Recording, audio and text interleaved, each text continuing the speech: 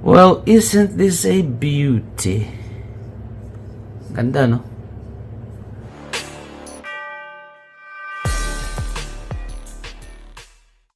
Hello everyone, I'm back here and I have a new knife, a small one to show you. This is a knife that I gave to my partner. Pinagawa ko para sa kanya at pinangalanan niya itong Rosa knife kasi nga meron siyang design na rose. The pommel, itong parang pommel na ito ay parang a bud of rose, at ang handle niya ay designed, adorned with carvings of a stem of rose at mga dahon nito, and the sheath rose design. So here's the knife.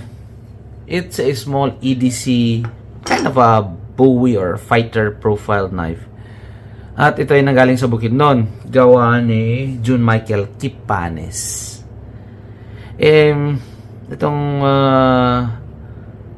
si June ay suki ko na, ilang knives na rin akong napagawa sa kanya, and I really admire his carving skills. So timing that meron akong schedule na pumunta ng Bukidnon, kapitbahay na bayan lang pala nila yun. So I told him that I have a schedule to go there, so mag-rush ka nga ng knife para meron akong meet up tayo doon, and then makuha ko yung knife. So he obliged naman, pinagbigyan tayo at ginawa niya yung knife. Itong knife profile na ito ay design natin, very small one.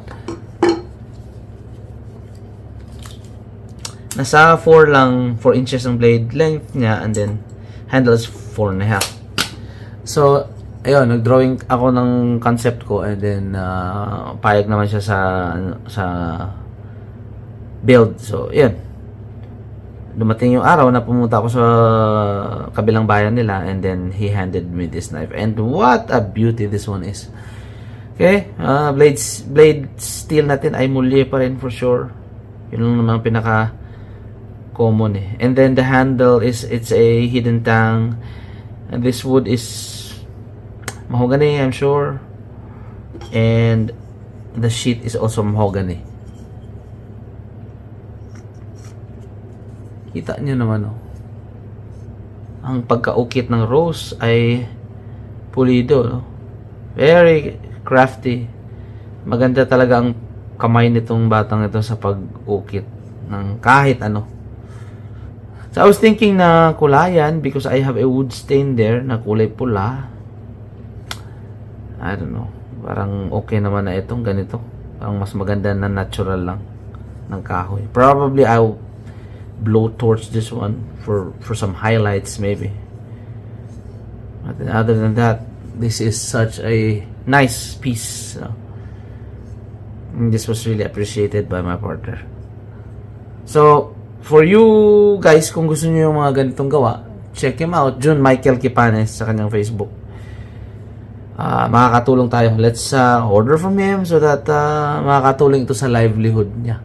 Medyo medyo gipit rin itong batang ito. So the more orders he gets, siyempre kita yon para sa kanya, and that will help him in his livelihood at sa mga pangangailangan ng pamilya niya. Right? So I think that's about it. Thank you for watching. Stay safe everyone. Stay sharp.